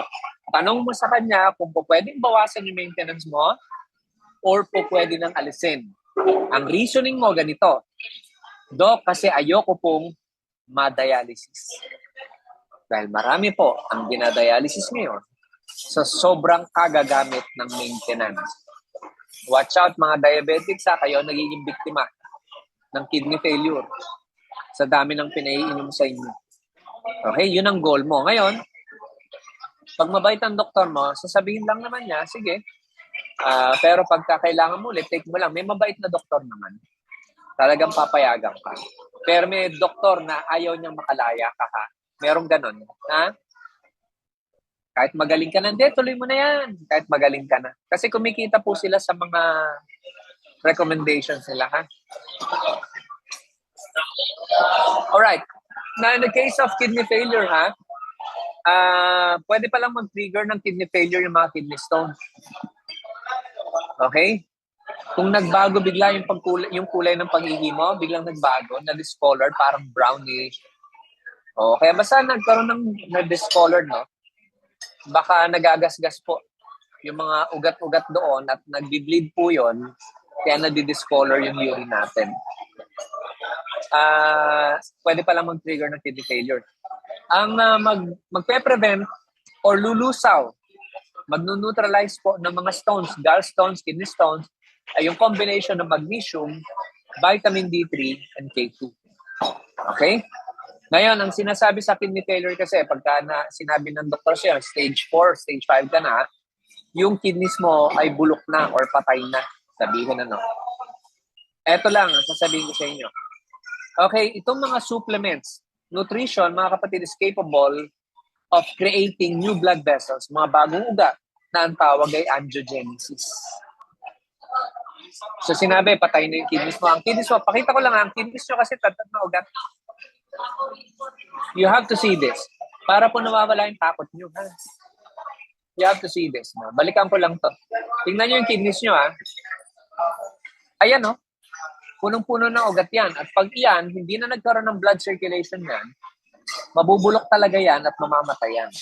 Pero mga kapatid, kahit bulok na yan or patay na yan, tandaan nyo, kung ikaw ay may high quality na nutrition, supplements, at ikaw ay nag-iingat sa pagkain, yung katawan mo is more than capable of recreating new blood vessels. Bagong ugat. Wala pong synthetic drugs ang nakakagawa ng bagong ugat. Yung mga damage sa cell natin, yung mga sira sa cells natin, walang synthetic drugs ang nakakagawa ng, ang nakakapag-produce lang ng mga bagong cells, nagre-repair ng damage sa cells. High nutrition, pagkain. See? Kaya alam nyo, ang Panginoon, mabuti talaga siya. Mabuti ang Panginoon talaga. Ito gusto kong sabihin sa inyo. Ayan. Pwedeng-pwede, Ray? Sa CKD, yun lang. Kapag may chronic kidney disease po kayo, medyo malilimitahan kayo sa meat. Okay? Kasi mahihirapan pong i-process po yung protein, So, ang kailangan nyo na lang, pagka meron na pong chronic kidney disease or meron na kayo, basta meron ng problem with kidneys, basta magdagdag kayo sa magnesium, vitamin D3, K2, at saka factor 4, yung fish oil. Okay? Yan. So, mga kapatid, I hope we're learning so far. At yan, talagang ang Diyos, alam nyo mabuti talaga. Now, going back dito sa magnesium, ang magnesium pala kasi, mga kapatid, is also called the master mineral na nagko-control sa ibang mga minerals ng katawan. So para po mas ma-maximize natin yung mga tinitake natin na high nutrition, Mga supplements po, you need magnesium for that. Ano? At saka ito, nagpine-prevent ng magnesium. Ito yung sinasabi ko kanina, yung calcification. Nakikita nyo kanina yung actual na photo ng isang puso na merong atherosclerosis o meron ng pagbabara. Yan po ang nangyayari. At marami pong may ganyan. Mauwi po yan sa angioplasty or heart bypass. Pero kapag ikaw may magnesium ka at saka vitamin D3, K2, yung calcium na nagiging deposit po sa mga arteries natin at saka sa mga buto natin, mape-prevent natin kapag meron tayo ng dalawa. Particular, yung dalawa na yan. Magnesium, vitamin D3, and K2 ha. Okay? Now, again, sasabihin ko na nga po sa inyo, ang kalaban ng mga nutrients sa katawan natin, hindi lang na magnesium, ay sugar. Please, tigilan nyo na po yan. Pinakita ko na last time doon sa page po, no? Na kapag ikaw ay nag-take ng mga coffee, yung mga iced coffee, milk coffee, yung mga latte na nandun sa Starbucks, nilalagyan pa ng caramel, para kang kumain ng 17 na donuts sa dami ng asukal po, ng mga na yun, sa dami ng calories ng yung mga iced coffee, yung mga lalo na nasa Dunkin' Donuts. Mga kapatid, medyo bawasan or tigilan. Kasi talaga, grabe ang sugar. Tama, kanina, talagang delikado ang sugar. Pero second lang siya doon sa oil na pinag-uusapan natin na second lang. Alright. So mga kapatid, and I'm almost done. So ito yung mga sign na kulang ka ng magnesium. Anxiety, weak bones, low energy, general weakness, inability to sleep, postmenopausal syndrome, hormonal imbalances, abnormal heart rhythm, palpitations, pulikat, nervyoso, may migraine, ayan, at saka yung parang lagi kang pagod at saka irritable. Kulang ka ng magnesium. So, going to vitamin B, eto, dati kasi nire-recommend ko puro magnesium lang nung una. Kasi nakita ko yung power talaga. Pero, ito po, inaral ko rin, pag pinagsama mo pala yung dalawa na yan, vitamin D3 at saka magnesium, ito pala yung impact. Kaya huwag nyo pong tipidin na yung sarili nyo. Alright? So, na-discuss na po last time ito, ang vitamin D3 pala, in combination with K2, siya pala ang nagdidikta ng production ng cells, maturation, and production ng cells. Yan pala ang trabaho ng vitamin D3. So para mas healthy yung cells natin, at siya pala ang nagdidikta kung saan pupunta yung cells. Kung pupunta ba ito sa brain cell, sa bone cell, sa heart, magiging heart cell, okay, or magiging bone cell, or basta kung saan dadalhin, kung saan tamang idala yung cells, especially may mga may damage. Kaya pagkakulang ka ng vitamin D3, nako-confuse ang katawan mo kasi parang siya yung nagmamanage kung saan pupunta yung cell. At kapag kulang ka ng vitamin D3, mga kapatid, ito na yung sinasamantala ng malignant cancer. Diyan na pumapasok yung mga tumor na yan. Yan. Sasamantalahin na yan. Wala Kumbaga sa isang public official na maayos na minamanage na yung kanyang kinasasakupan, mga kapatid, dahil wala iyon, ay sinasamantala po yan ng magnanakaw na cancer. Okay? Wala So, wala namang nagmamanage, walang nagbabantay.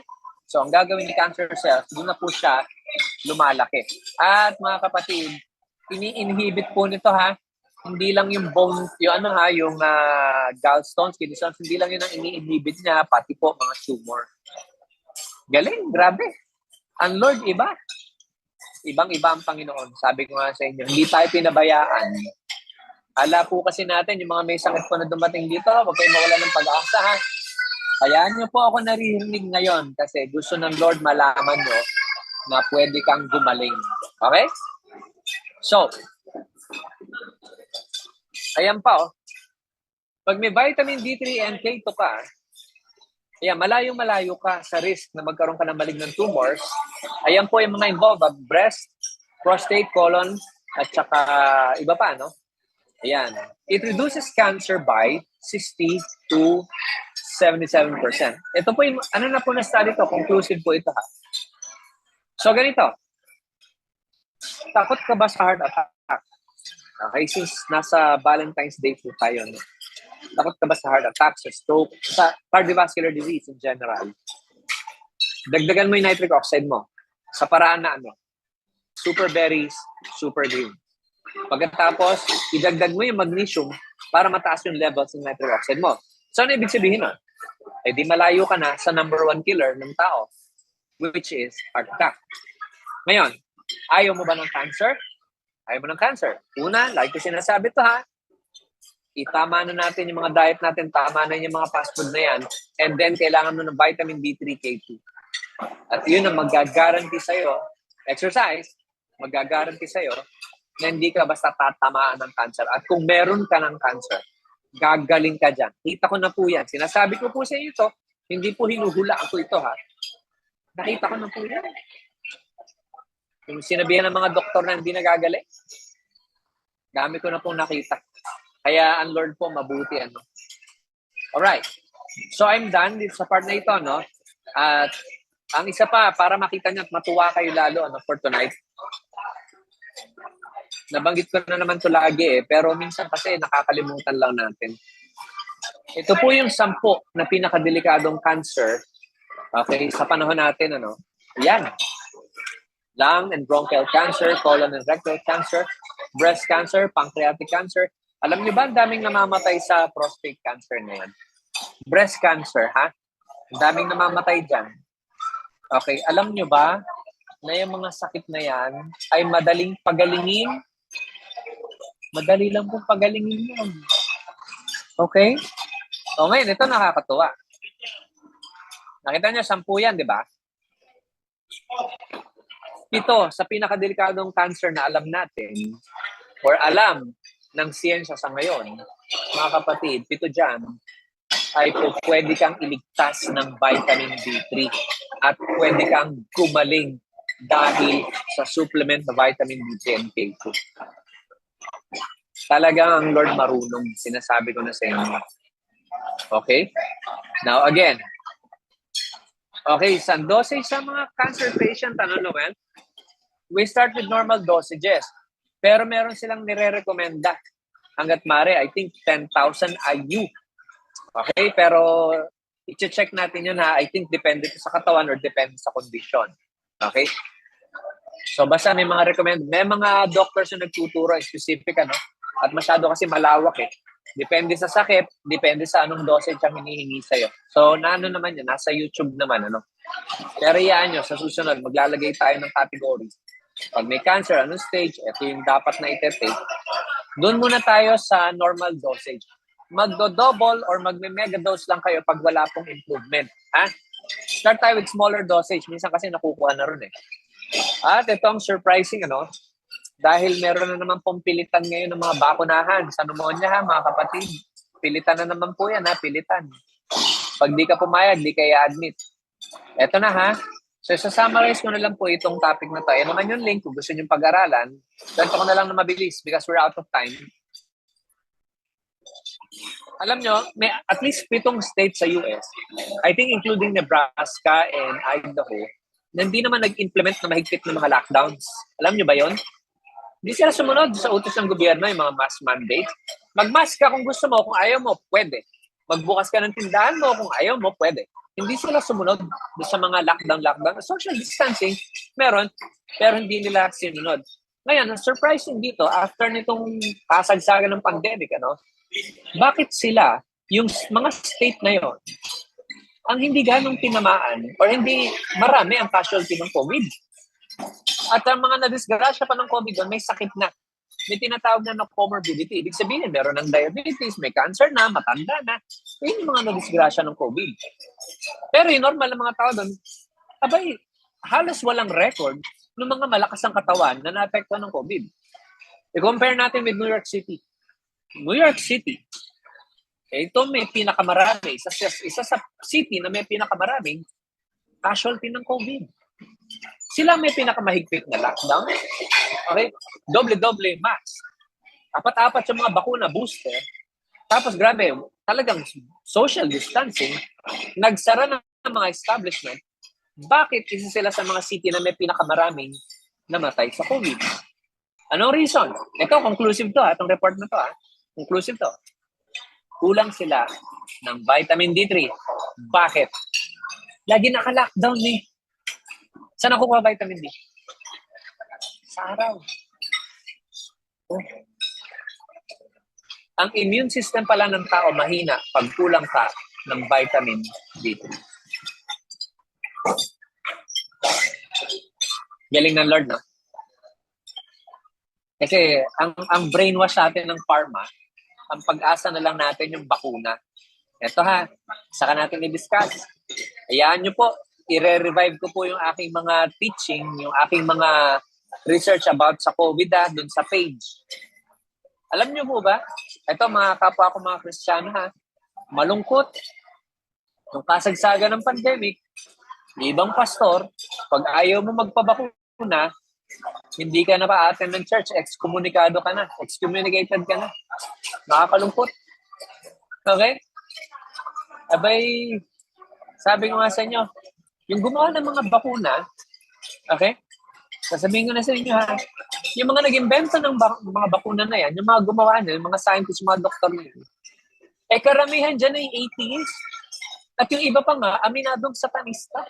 Kagaya po ni Pfizer, na nag-endorse po ng mga rituals ng Satanism. Pinakita ko na po sa isang webinar natin yun. Tapos doon tayo kumuha ng solusyon tayo mga Kristiyano. It doesn't make sense.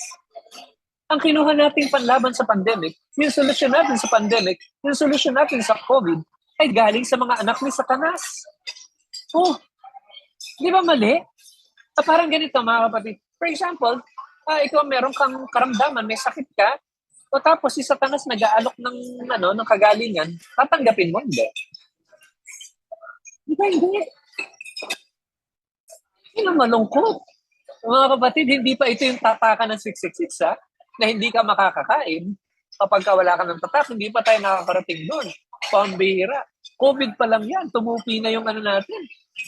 Yung pandemic na inimbento nila, tumupi na kaagad yung mga buntot natin. Bahag na kaagad. Malungkot. Ang Diyos hindi pabaya. Paalala nyo nga sa akin kung bakit ang Omicron ay God's intervention. Paalala nyo maglalabas po ako ng teaching tungkol dyan. Bakit ang Omicron ay God's intervention? Diba? Saka na yun. Ay, grabe. Ang dami nyo dapat malaman. So, bumalik-balik po kayo rito, no? And I'm almost done. Alright. So, ingat lang tayo. Kasi napakaraming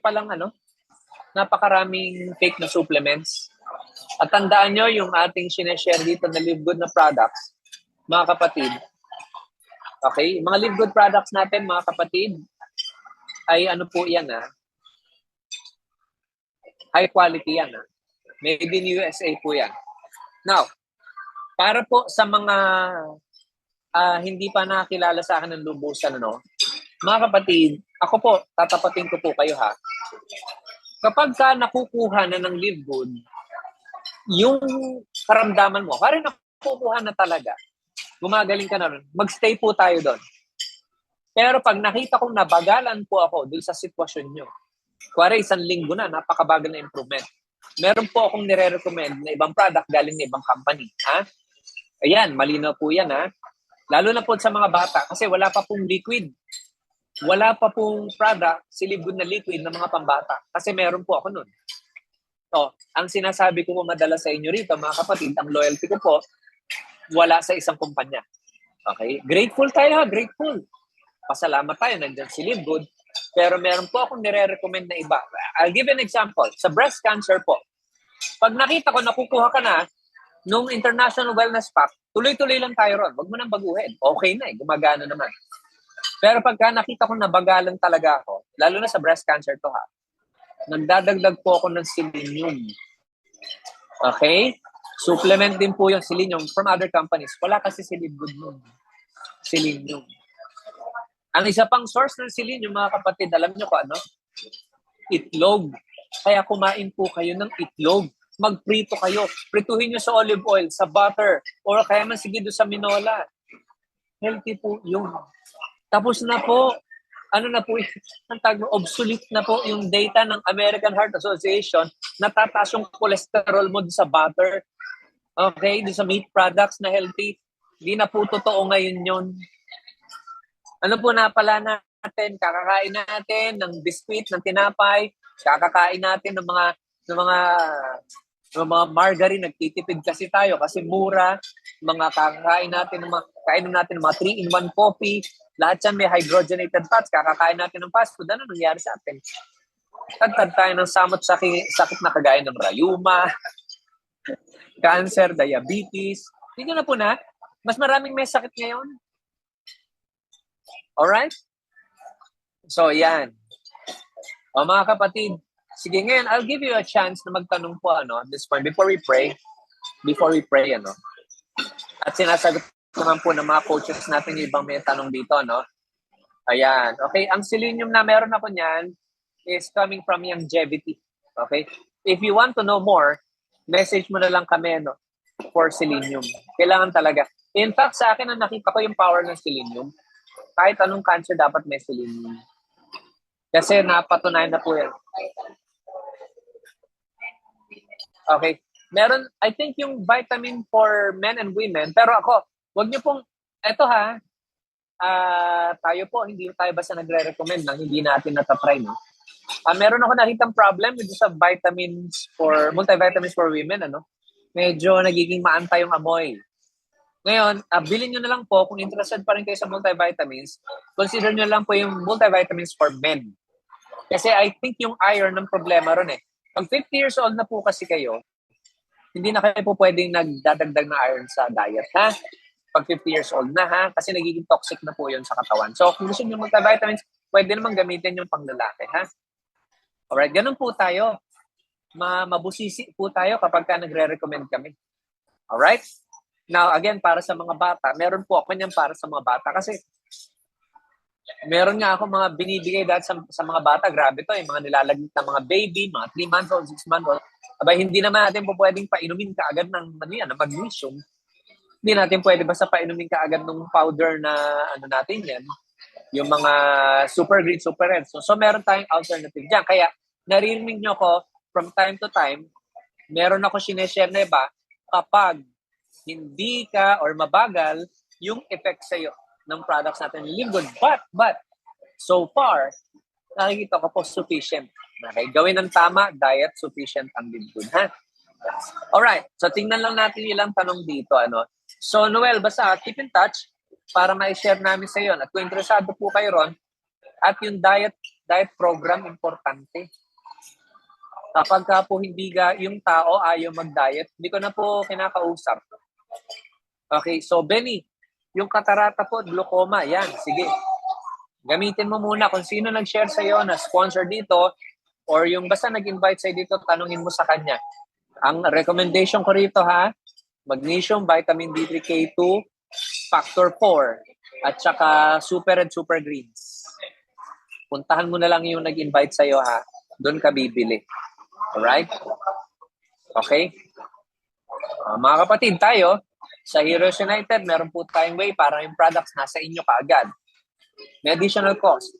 Pero kung kaya nyo namang mag-intay, I would recommend bumili na lang kayo mismo directly sa website nyo ang shipment galing sa US, Mas mura yon. Okay? Pero kung gusto nyo medyo mabilis, may additional cost, which is normal naman. Orderin nyo po sa mga members ng Heroes United, Alright. So, salamat for that, Again, so mga kapatid, it's almost 9 o'clock. Ang ating tradition is to pray. Okay? I hope may natutunan po kayo sa ating pinag-usapan for tonight, At balikan ko lang, yung ating pag-aaral sa gabi na ito, i-wrap up po natin, before we start to pray. Ito po ang papaalala ko sa inyo, mga minamahal. Ito po yung mga maling naturo sa atin. Okay, tingnan niyo po ito. May mga approval ng American Heart Association, pero alam na natin, by this time, yung mga kinakain po ng bata na yan ay toxic. Pero nakalagay, certified by the American Heart Association. So mga kapatid, hindi naman ako scientist, hindi naman ako doktor. Ordinary health consultant lang ako 15 years ago na meron libo na testimony ng gumaling. Okay? At yung pinakita ko po sa inyo ngayon ay hindi na po nila maitago yung katotohanan.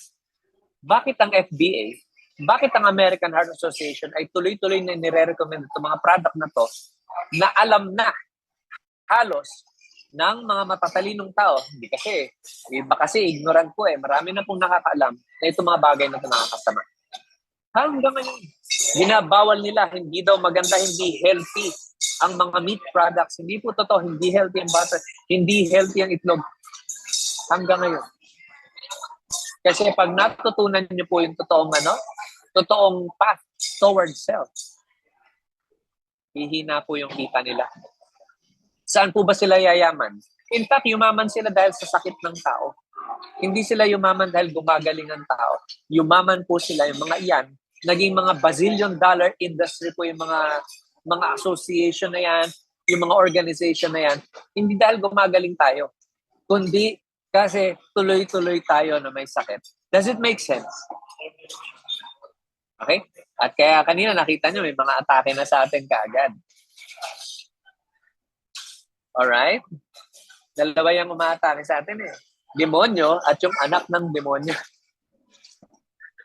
Pero it doesn't matter. The Lord is our defense. Now,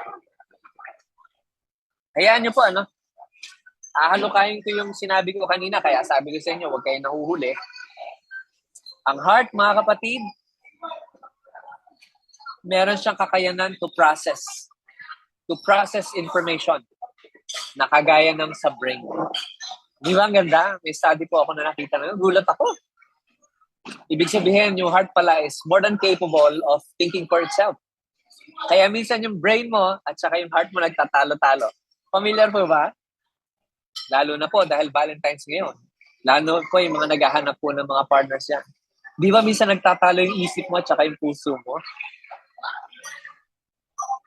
Siya na ba yung para sa akin? O hindi para sa akin? Brother James, kasi mahal na mahal ko siya, pero sinasabi ng brain ko, hindi siya pwede para sa akin, masisira ako. Familiar po ba yung scenario? O may mga pinaghuhugutan dyan. Nakikita niya parang naglalaban sila. Pero most of the time, mga kapatid, sa akin I think ginawa ng Lord John para mas makadecide ka po properly. Okay? Mas makadecide ka properly. Alright? At sa Bible, there's always this mention about the heart of a person. Alangang brain Alang mention about the brain. Meron sa mind, battle of the mind, pero walang masyadong mention, laging issues of the heart. Out of the abundance of the heart, the mouth speaks. Ibig sabihin ko, ano yung punong-punong laman yung puso mo, yung sinasalita mo. Di ba? Yung issues ng heart. Okay? Yung issues ng life. O, ayan, ano sabi rin? Sige, basahin nga natin, di ba? Ayan, above all else, guard your heart, for everything you do flows from it. So, ibig sabihin, mga kapatid, importante yung heart. Pero, ang way para po maproteksyon na natin ang heart, spiritually, physically, and emotionally. Mga kapatid, yung mga stress, natanong po natin yung mga stress. Sabi ni Jesus, wala ka namang madadagdag kapag ka ikaw ay nag-alala. Yung problema po ay parang gutom, lumilipas din. Pero ang gawin mo, pagkatiwala mo sa Panginoon, at siya na po ang bahala, bigay nyo na sa Lord. Sa sakit at karamdaman, mga kapatid, on the side, kung yun naman ang pinagdadaanan mo, all you have to do is correct your diet, please. Correct your diet. That's the first step. Kahit baka nga hindi ka pa namimili ng products baka gumagaling ka na. Number 2, supplementation na rin is important. Wala na tayong choice. Sobrang toxic po ng mundo natin. At talagang makakain tayo sa mga fast food. Alright?